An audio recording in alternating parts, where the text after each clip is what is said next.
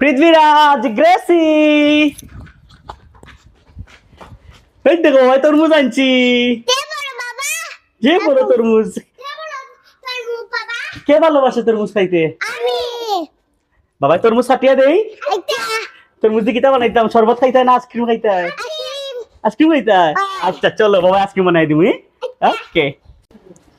যে বড় তরমুজটা 7 কেজি ওজনের তরমুজ, ফুয়াপুরির আবদার তারা আইসক্রিম বানাই খাওয়াইতাম। তো আজকে আমি তরমুজ দিয়ে আইসক্রিম বানাইব।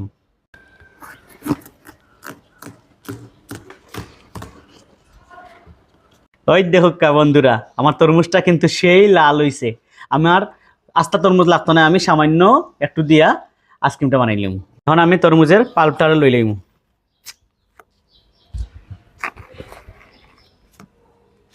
ওই দেখো আমার এই অর্ধেকেরও আমার লাগেন না, এক বোল হয়ে গেছে। এখন আমি এটা সুন্দর করে ব্লেন্ডার দিয়া ব্লেন্ড করে লইম।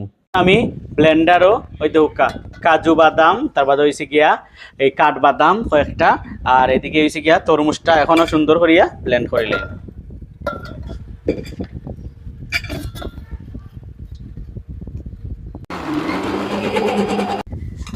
আমি তরমুজের শুধু জুসটা লইম।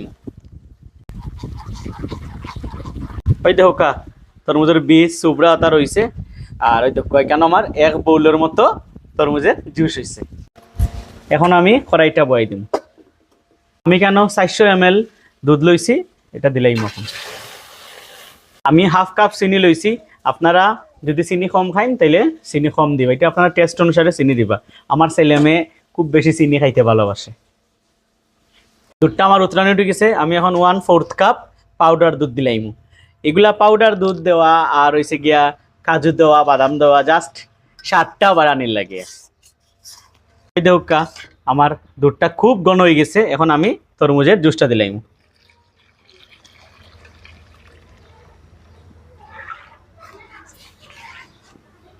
ওই দেখো বন্ধুরা, তরমুজে আর দুধে মিলে কি সুন্দর একটা কালার হয়েছে। এখন আমি সুন্দর করে জাল দিমু, জাল দিয়া আর একটু ঘন করমু। ওই দেখো বন্ধুরা, জাল দিয়া আমি এটারে ঘন করে লাইছি। এটার কালারটা কত সুন্দর হয়েছে। গড় করলে আর কি মানে কোনো রকমের কোনো প্রিজারভেটিভ বা কোনো আর্টিফিশিয়াল কালার দেওয়া লাগে না। ওই ধোকা তরমুজের কালারে এটা কত সুন্দর হয়েছে। বাচ্চাদের শরীর লাগিয়া এটা খুবই উপকারী, এটা কোনো ক্ষতিকর্তা নাই। এরকম বানাইয়া সবাই খাওয়াইবার চেষ্টা করবা নিজের বাচ্চারে। বাইরের আইসক্রিমটা কি গড় বানাই আইসক্রিম খাওয়াইলে আমি মনে করি পালা। এখন আমি এটারে ঠান্ডা করে লইব। ঠান্ডা করার পরে আইসক্রিমের মোল্ড ট্রান্সফার করে লইব। এখানে আমি 6টা আইসক্রিমের মোল্ড লইছি। এখন আমি দুধ আর তরমুজের মিশ্রণটা এটা ডালে দিব।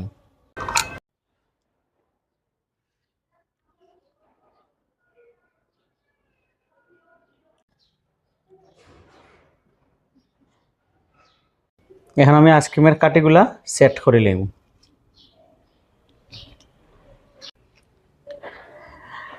আমি এখন 12 ঘন্টা লাগিয়া ডিপ ফ্রিজে রাখি দিমু। 12 ঘন্টার পরে আপনারা দেখাইমু আমার আইসক্রিমটা কিরকম হয়েছে।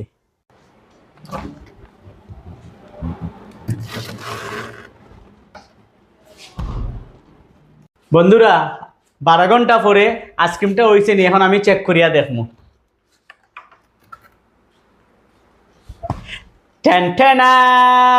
ওই দেখো বাবা আইসক্রিম। ইয়ে no no no no no no, ইয়ে no no no no no no no no no. বাবা এটা হইছে কিরকম হয়েছে? ইয়াম্মি